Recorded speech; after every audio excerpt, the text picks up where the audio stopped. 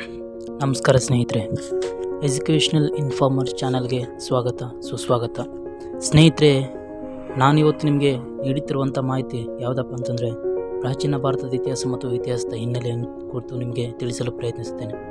ಸ್ನೇಹಿತರೆ, ನಮಗೆಲ್ಲ ಇತಿಹಾಸದ ತಕ್ಷಣ ನೆನಪಾಗುವುದು ರಾಜರುಗಳ ಸಾಧನೆ, ಘಟನೆಗಳು, ಯುದ್ಧಗಳು, ಶಾಸನಗಳು, ಸ್ಮಾರಕಗಳು ಮುಂತಾದವುಗಳು. ಆದರೆ ನೀವು ಯಾವುದೇ ಇತಿಹಾಸದ ವಿಷಯವನ್ನು ಕುರಿತು ಅಧ್ಯಯನ ಮಾಡಬೇಕಾದರೆ ಅದಕ್ಕೆ ಸಂಬಂಧಿಸಿದಂತಹ ಇತಿಹಾಸದ ಹಿನ್ನೆಲೆಯು ಪ್ರತಿಯೊಬ್ಬನಿಗೂ ಅತ್ಯಗತ್ಯ. ಮೊದಲನೇದಾಗಿ ನಾವೀಗ ಇತಿಹಾಸದ ಪರಿಚಯವನ್ನು ತಿಳಿದುಕೊಳ್ಳೋಣ. ಇತಿಹಾಸ ಎಂಬ ಪದವು ಕನ್ನಡದಲ್ಲಿ ಇತಿಹಾಸ ಎಂಬ ಪದವು ಇಂಗ್ಲಿಷ್ ಭಾಷೆಯ ಹಿಸ್ಟರಿ ಎಂಬ ಪದದ ಅನುವಾದವಾಗಿದೆ. ಈ ಹಿಸ್ಟರಿ ಎಂಬ ಪದವು ಗ್ರೀಕ್ ಭಾಷೆಯ ಹಿಸ್ಟೋರಿಯಾ ಎಂಬ ಪದದಿಂದ ಉತ್ಪತ್ತಿಯಾಗಿದೆ. ಈ ಹಿಸ್ಟೋರಿಯಾ ಎಂಬ ಪದದ ಕನ್ನಡದ ಅರ್ಥ ಏನಪ್ಪ ಅಂತಂದರೆ ತನಿಖೆ ಮಾಡು, ವಿಚಾರಣೆ ಮಾಡು ಮತ್ತು ಸಂಶೋಧನೆ ಮಾಡು ಅಂತ ಅರ್ಥ. ಸ್ನೇಹಿತರೆ, ಇದು ಕಾಂಪಿಟೇಟಿವ್ ಎಕ್ಸಾಮ್ಗಳಿಗೆ ತುಂಬ ಇಂಪಾರ್ಟೆಂಟ್ ಆದಂತಹ ಆನ್ಸರ್ ಆಗಿದೆ. ಅದೇ ಇತಿಹಾಸ ಎಂಬ ಪದವು ಸಂಸ್ಕೃತದಲ್ಲಿ ಇತಿ, ಅ ಮತ್ತು ಅಸ್ ಎಂಬ ಪದದಿಂದ ಬಂದಿದ್ದು. ಇತಿ ಎಂದರೆ ಹೀಗೆ, ಅ ಎಂದರೆ ಖಚಿತವಾಗಿ, ಅಸ್ ಎಂದರೆ ನಡೆಯಿತು. ಇದರ ಅರ್ಥವು ಹೀಗೆ ಖಚಿತವಾಗಿ ನಡೆಯಿತು ಎಂದರ್ಥ ಸಂಸ್ಕೃತದಲ್ಲಿ ಇತಿಹಾಸ ಎಂದರೆ. ಹಾಗೆಯೇ ಇತಿಹಾಸಕ್ಕೆ ಜರ್ಮನರು ತಮ್ಮದೇ ಆದಂಥ ಭಾಷೆಯಲ್ಲಿ ಗುರುತಿಸಿದ್ದಾರೆ. ಅದು ಏನೆಂದರೆ ಗೆಸ್ ಚಿಟ್ಟೆ. ಏನು ಸ್ನೇಹಿತರೆ? ಗೆಸ್ ಚಿಟ್ಟೆ ಎಂದು ಹೇಳಿದ್ದಾರೆ. ಗೆಸ್ ಚಿಟ್ಟೆ ಇದರ ಅರ್ಥ ನಡೆದು ಹೋದ ಅಥವಾ ಗತಿಸಿ ಹೋದ ಘಟನೆಗಳನ್ನು ವರ್ಣಿಸುವುದೇ ಇತಿಹಾಸ. ಅದನ್ನೇ ಜರ್ಮನ್ನರು ಗೆಸ್ ಚಿಟ್ಟೆ ಎಂದು ಕರೆದರು. ಅದೇ ರೀತಿಯಾಗಿ ಸ್ನೇಹಿತರೆ, ಇತಿಹಾಸಕ್ಕೆ ಅರಬ್ಬರು ತಾರಿಖ್ ಎಂದು ಗುರುತಿಸಿದರು. ತಾರೀಖ್ ಎಂದರೆ ಇತಿಹಾಸ ಎಂದು ಅರ್ಥ ಆಗುತ್ತದೆ. ಅದೇ ರೀತಿಯಾಗಿ ಹಿಂದೂಗಳು, ಭಾರತೀಯರಾಗಿರ್ಬೋದು, ಹಿಂದೂಗಳಾದಂಥವರು ಇತಿಹಾಸವೆಂದು ಕರೆದಿದ್ದಾರೆ. ನೀವು ಇತಿಹಾಸದ ಪಿತಾಮಹ ಯಾರಪ್ಪ ಅಂತ ನೋಡೋಕೆ ಹೋದರೆ, ಇತಿಹಾಸ ಪಿತಾಮಹ ಹೆರೋಡೋಟಸ್. ಇವನು ಗ್ರೀಕ್ ದೇಶದವನು ಮೂಲತಃ. ಇವನು ಕೃತಿ ಹಿಸ್ಟೋರಿಯಸ್.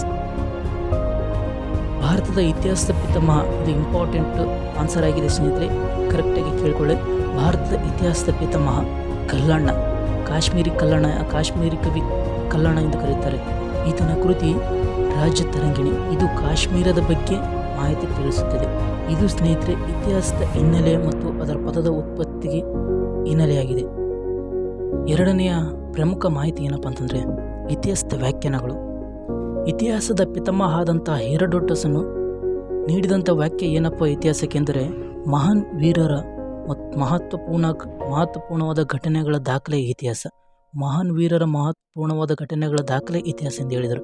ಅದೇ ರೀತಿ ಭಾರತದ ಪ್ರಥಮ ಪ್ರಧಾನಮಂತ್ರಿ ಆದಂಥ ಜವಾಹರ್ಲಾಲ್ ನೆಹರು ಅವರು ಅನಾಗರಿಕತೆಯಿಂದ ನಾಗರಿಕತೆಯತ್ತ ಸಾಗಿ ಬಂದ ಮನುಕುಲದ ಕಥೆಯೇ ಇತಿಹಾಸ ಎಂದು ಹೇಳಿದರು.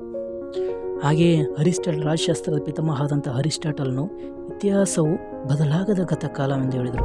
ಇತಿಹಾಸ ಬದಲಾಗದ ಗತಕಾಲ ಅಂತ ಹೇಳಿದರು. ಅದೇ ರೀತಿಯಾಗಿ ಅರ್ನಾಲ್ಡ್ ಟೈನ್ಬಿ ಪ್ರಕಾರ ನಾಗರಿಕತೆಗಳ ಏಳು ಬೀಳಿನ ಕಥೆಯೇ ಇತಿಹಾಸ. ಇನ್ನು ಐದನೆಯದಾಗಿ ಸುಪ್ರಸಿದ್ಧ ಅರ್ಥಶಾಸ್ತ್ರಜ್ಞನಾದಂಥ ಕಾರ್ಲ್ ಮಾರ್ಕ್ಸ್ನು ಉಳ್ಳುವರು ಮತ್ತು ಇಲ್ಲದವರ ನಡುವಿನ ಹೋರಾಟವೇ ಇತಿಹಾಸ ಅಂತ ಹೇಳಿದರು. ಹಾಗೆಯೇ ಜೆ.ಬಿ. ಬ್ಯೂರಿಯು ಇತಿಹಾಸ ಒಂದು ವಿಜ್ಞಾನ, ಹೆಚ್ಚು ಅಲ್ಲ ಕಡಿಮೆಯೂ ಅಲ್ಲ ಅಂತ ಹೇಳಿದ್ದಾರೆ. ಸಂತ ಅಗಸ್ಟಿನ್ ಒಳ್ಳೆಯ ಮತ್ತು ಕೆಡುಕುಗಳ ನಡುವಿನ ಸಂಘರ್ಷದ ಕಥೆಯೇ ಇತಿಹಾಸ ಅಂತ ಹೇಳಿದ್ದಾರೆ. ಹಾಗೆಯೇ ಹಿಟ್ಲರ್ ಜಯಬೇರಿ ಹೊಡೆದ ಯುದ್ಧಗಳ ವರ್ಣನೆಯೇ ಇತಿಹಾಸ ಅಂತ ಹೇಳಿದರು. ರೇನಿಯರ್ ಪ್ರಕಾರ ಇತಿಹಾಸವು ಸಮಾಜಗಳ ನೆನಪುಗಳು ಎಂದಿದ್ದಾರೆ. ಹಾಗೆಯೇ E.H. ಕೌರವರ ಪ್ರಕಾರ ಹಿಂದಿನ ಕಾಲಗಳ ನಡುವಿನ ನಿರಂತರವಾಗಿ ನಡೆಯುತ್ತಿರುವ ಸಂಭಾಷಣೆ ಇತಿಹಾಸ. ಹಿಂದಿನ ಕಾಲದಲ್ಲಿ ನಡೆಯುತ್ತಿರುವ ನಿರಂತರ ಸಂಭಾಷಣೆ ಇತಿಹಾಸ ಎಂದು E.H. ಕೌರ್ ಪ್ರಕಾರ ಹೇಳಿದ್ದಾರೆ. ಸ್ನೇಹಿತರೆ, ನಾನು ಈಗ ಹೇಳುವಂಥ ಮಾಹಿತಿಯು ಭಾರತೀಯರಿಗೆ ಅತ್ಯವಶ್ಯಕ. ಏನಪ್ಪ ಅದಂದರೆ, ನಮ್ಮ ದೇಶಕ್ಕೆ ಭಾರತ ಎಂಬ ಹೆಸರು ಬರಲು ಕಾರಣ ಆದಂಥ ಅಂಶಗಳನ್ನು ನಾನು ತಿಳಿಸಲು ಪ್ರಯತ್ನಿಸ್ತೇನೆ. ಮೊದಲನೇದಾಗಿ ಪರ್ಯಾಯ ದ್ವೀಪ ಆದಂಥ ಭಾರತಕ್ಕೆ ಭರತವರ್ಷ, ಭರತಖಂಡ, ಭಾರತ, ಜಂಬೂದ್ವೀಪ, ಹಿಂದೂಸ್ತಾನ್ ಮತ್ತು ಇಂಡಿಯಾ ಎಂಬ ವಿವಿಧ ಹೆಸರುಗಳಿವೆ. ಈ ಹೆಸರುಗಳ ಹಿನ್ನೆಲೆಯನ್ನು ತಿಳಿದುಕೊಳ್ಳೋಣ ಸ್ನೇಹಿತರೆ. ಮೊದಲನೇದಾಗಿ ಪರ್ಯಾಯ ಖಂಡವಾದಂತಹ ಭಾರತವನ್ನು ಎರಡು ಭಾಗಗಳಾಗಿ ವಿಂಗಡಿಸಲಾಗಿದೆ. ನರ್ಮದಾ ನದಿಯು ಕಾಲ್ಪನಿಕವಾಗಿ ವಿಂಗಡಿಸಿದೆ ಉತ್ತರ ಭಾರತ ಮತ್ತು ದಕ್ಷಿಣ ಭಾರತ ಆಗಿ. ಉತ್ತರ ಭಾರತವನ್ನು ಆರ್ಯಾವರ್ತ ನಾಡು ಎಂದು ಕರೀತಾರೆ. ಕಾರಣ ಆರ್ಯರು ಮಧ್ಯ ಏಷ್ಯಾ ಮೆಡಿಟೇರಿಯನ್ ಸಮುದ್ರ ಮೂಲದಿಂದ ಬಂದಂತಹವರು ಉತ್ತರ ಭಾರತದ ಭೂಭಾಗವನ್ನು ಆವರಿಸಿದರು. ಆ ಕಾರಣದಿಂದ ಇದನ್ನು ಆರ್ಯವರ್ತ ಎಂಬ ಭಾಗಕ್ಕೆ ಕರೆದ. ಹಾಗೆಯೇ ದಕ್ಷಿಣ ಭಾರತವನ್ನು ದಕ್ಷಿಣ ಭಾರತದ ನಾಡು ದಕ್ಷಿಣ ಪಥ ಎಂದು ಕರೆಯಲಾಗಿದೆ. ಕಾರಣ ಆರ್ಯವರ್ತದಿಂದ ದಕ್ಷಿಣಕ್ಕಿರುವಾಗಿರುವುದರಿಂದ ಇದನ್ನು ದಕ್ಷಿಣ ಪಥ ಅಥವಾ ದಕ್ಷಿಣದಲ್ಲಿರುವ ನಾಡು ಎಂದು ಕರೆಯಲಾಗಿದೆ. ಸ್ನೇಹಿತರೆ, ನಮ್ಮ ಭಾರತಕ್ಕೆ ಐತಿಹಾಸಿಕ ಹಿನ್ನೆಲೆ ಮಾತ್ರವಲ್ಲದೆ ಪೌರಾಣಿಕ ಹಿನ್ನೆಲೆ ಕೂಡ ಇದೆ. ಮಹಾಭಾರತದಲ್ಲಿ ಉಲ್ಲೇಖಿಸಿರುವಂತೆ ದುಷ್ಯಂತ ಮತ್ತು ಶಾಕುಂತಲೆಯ ಮಗನಾದ ಭರತನಿಂದ ಭಾರತಕ್ಕೆ ಭರತಖಂಡ, ಭರತವರ್ಷ ಮತ್ತು ಭಾರತ ಎಂಬ ಹೆಸರು ಬಂದಿತು.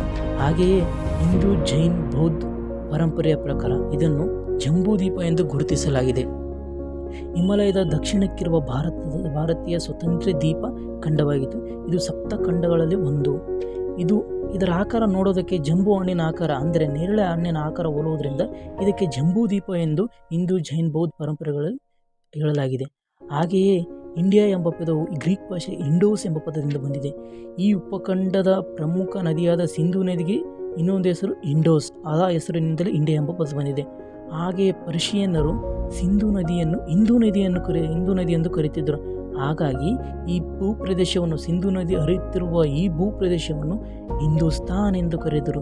ಇದರ ಸಂಕ್ಷಿಪ್ತ ರೂಪವೇ ಹಿಂದ್ ಆಗಿದ್ದು, ಇದು ಆಧುನಿಕ ಭಾರತೀಯ ಗಣರಾಜ್ಯವನ್ನು ಪ್ರತಿನಿಧಿಸುತ್ತದೆ.